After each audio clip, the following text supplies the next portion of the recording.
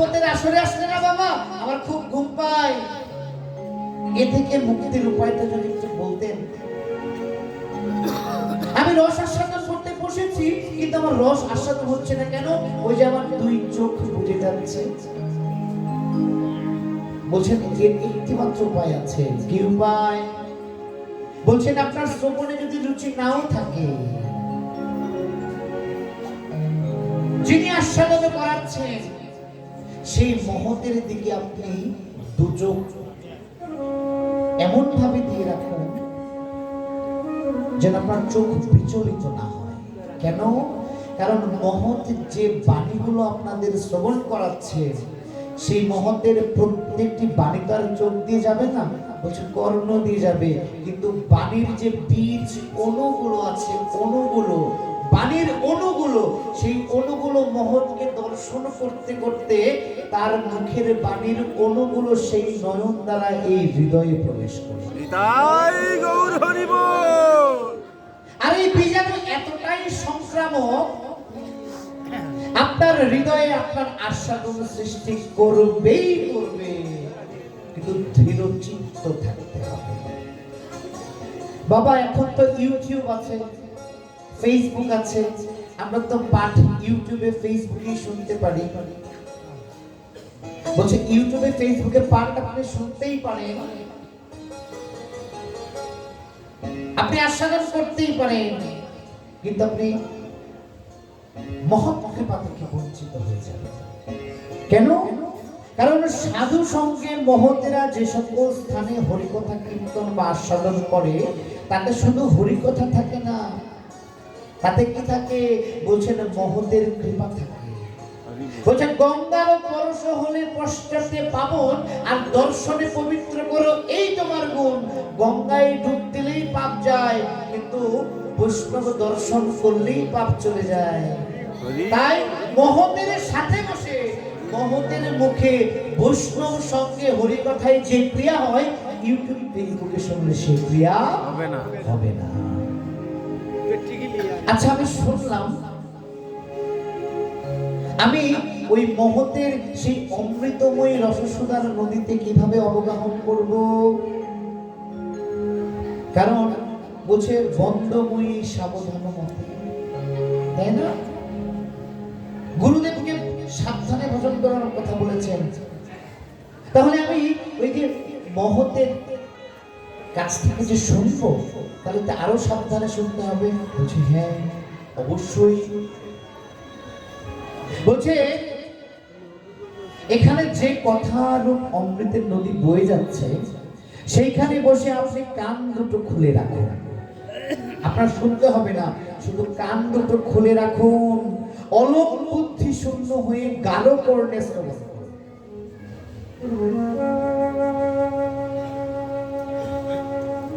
ধরুন আপনার চোখের সামনে দিকেও চলে গেল, কিন্তু আপনি কোনো কারণে চিন্তা করছেন যে হায় রে, আমি বাড়ি ফেলে চলে এসেছি, বাড়িতে আমার ছেলেটা যেন কি করছে, বা হায় রে আমি তো আমার কাপড়টা রোদে শুকোতে দিয়ে এসেছিলাম, রাত হয়ে গেছে, আমার তো তুলতে মনে নাই। এখন এমন সময় ধরুন কেউ একজন আপনার চোখের সামনে দিয়ে হেঁটে গেল, আপনি কি দেখতে পারবেন? যদি আপনাকে বলে যে আপনি কি দেখেছেন, আপনি কি বলবেন? যে না দেখিনি। কেন দেখেন না? আপনার চোখের সামনেই তো গেল। বলছে চোখের সামনে দিয়ে গিয়েছে বটে, আমার চোখ দেখেছে, কিন্তু আমার অন্তর আর চোখের সংযোগটা হয় নাই, সেজন্য আমি দেখতে পাই না।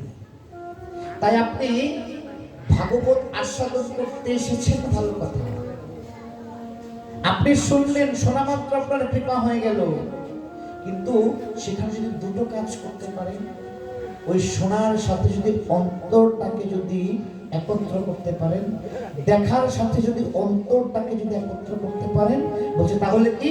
বলছে তাহলে নিতাই গৌর হরি হরি মহাপ্রভুর চরণ বলছে আর কি? বলছে অলক বুদ্ধি শূন্য হয়ে গাঢ় কর্ণে শ্রবণ করুন। আচ্ছা বাবা, গাঢ় কর্ণটা আমার কি? বলছে গাঢ় কর্ণ হচ্ছে সাবধান কর্ণে শ্রদ্ধার সঙ্গে। আপনি শুনছেন, এটা যদি একটু পরিবর্তন করা যায়, সেই কথাগুলো আমি শ্রদ্ধার সাথে শ্রবণ করব, সাবধানে শ্রবণ করব। কি সাবধান? বলছে যিনি আস্বাদন করাচ্ছেন ব্যাসপীঠ থেকে, তার একটা কথাও যেন আমার কান থেকে বেরিয়ে না যায়, প্রত্যেকটা কথা যেন আমি কান দিয়ে শ্রবণ করতে পারি। বলছে কিভাবে? বলছে এভাবে হেলে কান দিয়ে শ্রবণ করলে হবে না। কেন হবে না? বলছে ধরুন আপনার একটা বাটি আছে, বাটির মধ্যে আমি মধু দিলাম, এখন সেই মধুটা যদি বাটিটা যদি আপনার হেলান দিয়ে রাখেন, কি হবে? মধুগুলো কি হবে? পড়ে যাবে। এখন আমি অমৃত দিলাম, যদি হেলান দিয়ে রাখেন অমৃতটা কি হবে? পড়ে যাবে। তাহলে এই ভাগবত কথারূপী অমৃত আপনি যদি এভাবে হেলান দিয়ে শোনেন, কি হবে? কি হবে? বলছে নিতাই গৌর হরিবল হয়ে যাবে। তাই কারো কারণে সাবধান, একটা কথাও বাদ দেওয়া যাবে না। কেন? কি জানে কোন কথায় আমার জন্য কৃপাটা ভগবান কোন কথার মধ্যে রেখেছে, কোন কথায় আমার কৃপা হয়ে যায় বলা মুশকিল।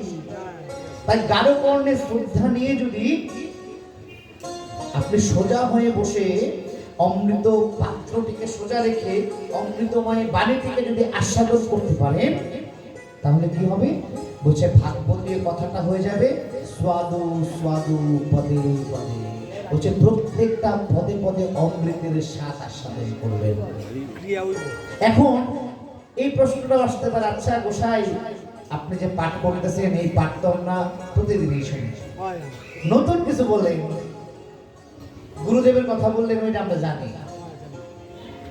এই যে আমাদের মাতাজি গুরু বন্দনা করলেন, আমি উপর থেকে শুনছিলাম, চমৎকার গুরু বন্দনা কণ্ঠ।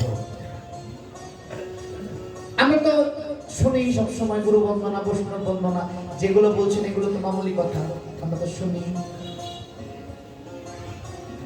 যখনই আপনি এইরকম চিন্তা করে ফেলবেন, বলছে আপনার শ্রদ্ধাটা চ্যুত হয়ে যাবে, শ্রদ্ধা থেকে সরে গেলে।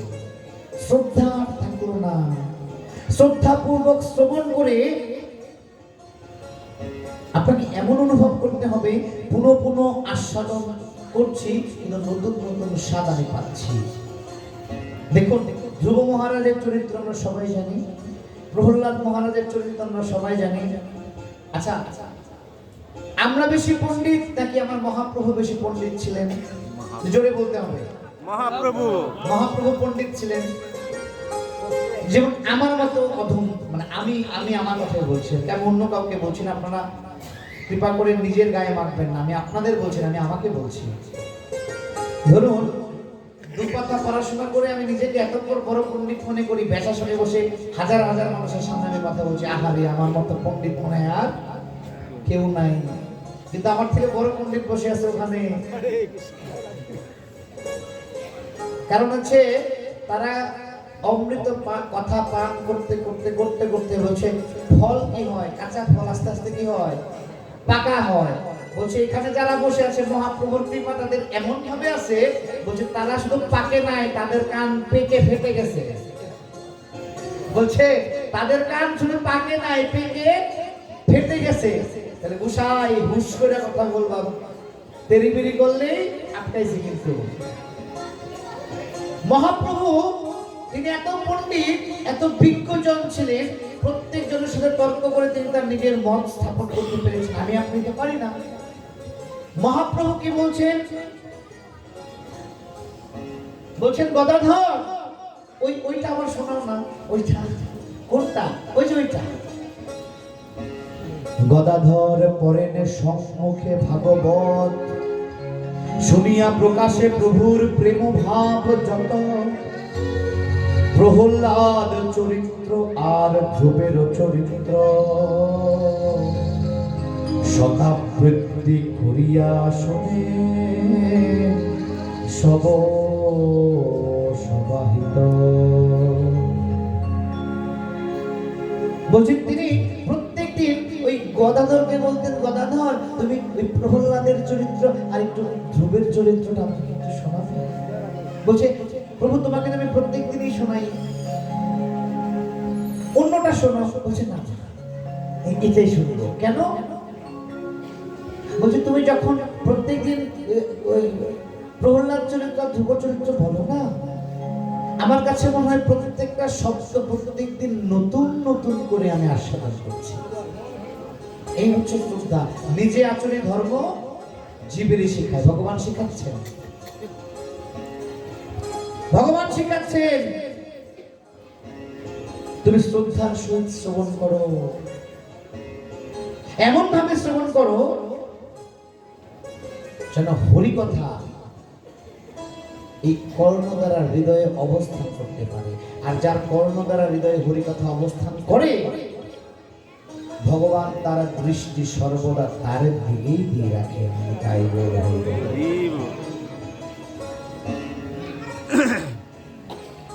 তবে হ্যাঁ,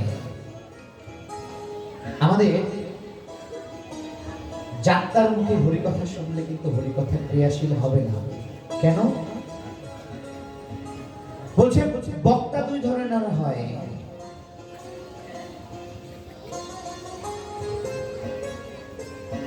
শ্রীল গোস্বামীপাদ ভাগবত বক্তা সম্পর্কে ব্রহ্ম বৈবর্ত পুরাণে উদাহরণ দিয়েছেন। বক্তা কয় ধরনের? বলছে দুই ধরনের। কি কি? বলছে একটা হচ্ছে সরাগ আর একটা হচ্ছে নিরাগ। সরাগ কি? বলছে যে বক্তা লোভী আমার মতো, কামী আমার মতো, বিষয়ী, ভগবত অনুভব করতে পারে না, নিজে ধর্ম আচরণ করে না, অথচ বেশাসনে বসে অন্যকে বলে মালা জপ করতে হবে, ওই করতে হবে, সেই করতে হবে, নিজে আচরণ করছে না কিন্তু অন্যকে উপদেশ দিয়ে বেড়াচ্ছেন। আমার মতো সরাগ বক্তা যারা আছে তাদের কাছ থেকে যদি ভাগবত শোনেন, বলছে কাজ করবে না। ও আনন্দ পেতে পারেন, খানিক একটু আনন্দ হতে পারে, কিন্তু ক্রিয়াশীল হবে না। তাহলে ক্রিয়াশীল হবে কার কাছ থেকে? বলছে নিরাগ বক্তার কাছ থেকে শুনতে হবে। নিরাগ বক্তাকে বলছে আমার আগে পরে যারা আছে সবাই নিরাগ বক্তা। তাদের কথা, যাদের অন্তরে লোভ নাই, যাদের কাম ভাব নাই, বলছে যাদের অন্তরে ওই বিষয়ের প্রতি বাসনা নাই, যারা ভাগবতকে আস্বাদন করতে হৃদয়ে ধারণ করেছেন, ধারণ করে যিনি প্রচার করছেন, তার শ্রীমুখ থেকে যদি ভাগবতী পাঠটাই কর্ণ দ্বারা হৃদয়ে যায়, তাহলে হৃদয় কি হবে? বলছে অমৃতময় ভান্ডার হয়ে যাবে।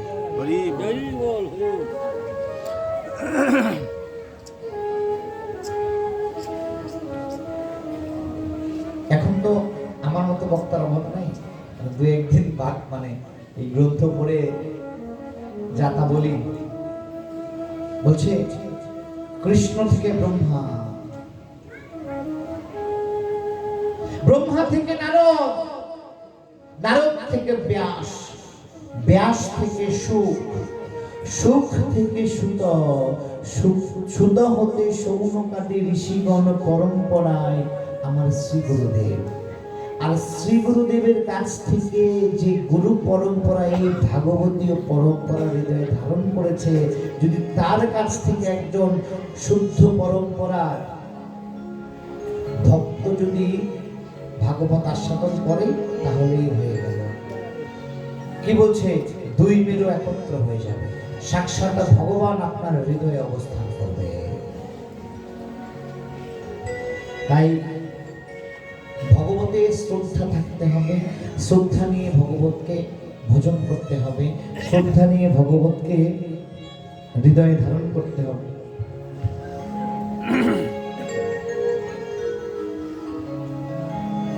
9:40 বেজে গেছে, আমরা কি শেষ করে দেব না আর কিছুক্ষণ চলবে? যদি চলে তাহলে আরেকবার প্রেম ধ্বনি দিতে হবে, কারণ অনেকেই দেখতেছি ঘুমাচ্ছে। প্রেম সে বলো, প্রেম সে বলো। আচ্ছা, আমরা একটা খেলা খেলি, এতক্ষণ তো পাঠ শুনলাম, এবার একটা খেলা খেলি। এখানে মায়ের আর বাবার আছে না? প্রথমে আমরা মায়েরা দেখি, আমি যা বলবো দেখি কে কত জোরে ধ্বনি মানে জয় ধ্বনি করতে পারে। হ্যাঁ,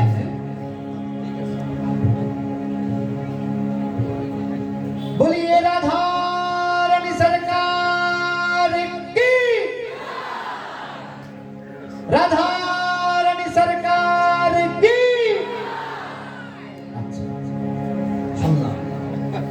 এবার দেখি বাবারা, মায়েরা কিন্তু বলা যাবে না, শুধু বাবারা। দেখি কাদেরটা জোরে শোনা যায়। শ্রীমান মহাপ্রভু কি জয়, মহাপ্রভু কি জয়। আচ্ছা, কার আওয়াজটা বেশি জোরে শোনা গেছে? আমাদের। আসলে হয়েছে কি, আমি তো উপরে বসছি না, আমার দুইটাই সমান সমান লাগছে। আরেকবার দেখি, আরেকবার। এখন সবাই সাথে করবো, দেখি কাকটা শোনা যায়। বলিয়ে রাধা রানী সরকার কি জয়, জীবন মহাপ্রভু কি জয়, তাই চাঁদ কি জয়, অদ্বৈত প্রভু কি জয়, তাই গৌর হরি বল। আচ্ছা, আমরা যারা ঘুমাচ্ছিলাম আমাদের ঘুম ভাঙছে কি? ভাঙছে কি? আমরা একটা ভজন করি, তারপর আমরা আবার কথায় ফিরে যাই। আসলে যদিও পাঠের মধ্যে ভজন করা উচিত নয়, কিন্তু আসলে হয় কি, মানে বর্তমানে আমরা পাঠ শুনি, শুনতে শুনতে এমন ভাবে ঘুমাই যে পাঠক কি বলছে আর শ্রোতা কি শুনছে এটা দুটো একদম হজবরল হয়ে যায়। তাই আমরা বুদ্ধি বের করেছি, যখনই ঘুমাবে তখনই কীর্তন করবো, যখনই ঘুমাবে তখনই কীর্তন করবো। কথা তো শুনতেই হবে, কথা রেখে যাওয়া যাবে না, কথা একটা হইলেও নিয়ে যেতে হবে।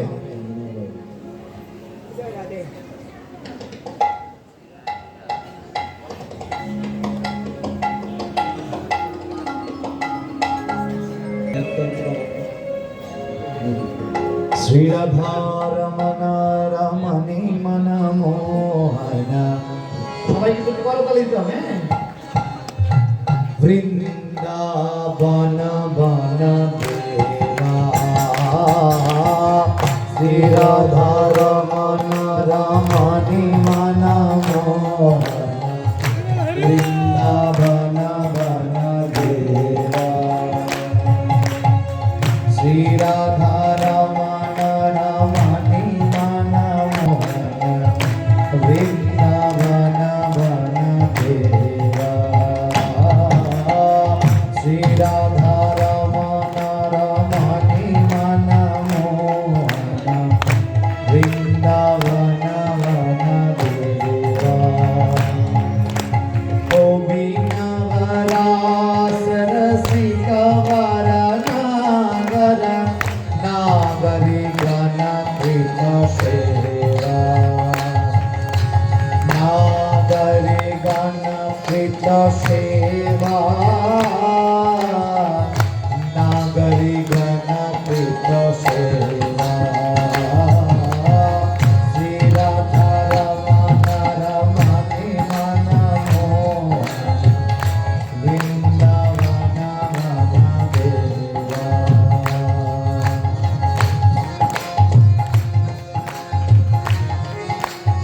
আমরা কীর্তন কিন্তু আপনাদের করতালির সাথে করব।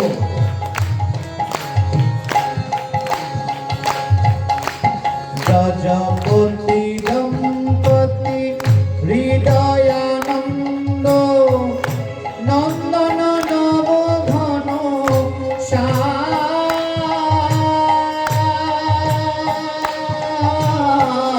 ব্রজপতি দম্পতি হৃদয়ানন্দ, নন্দন নব ঘন শ্যাম, নন্দীশ্বর পুর পুরট কোটাম্বর,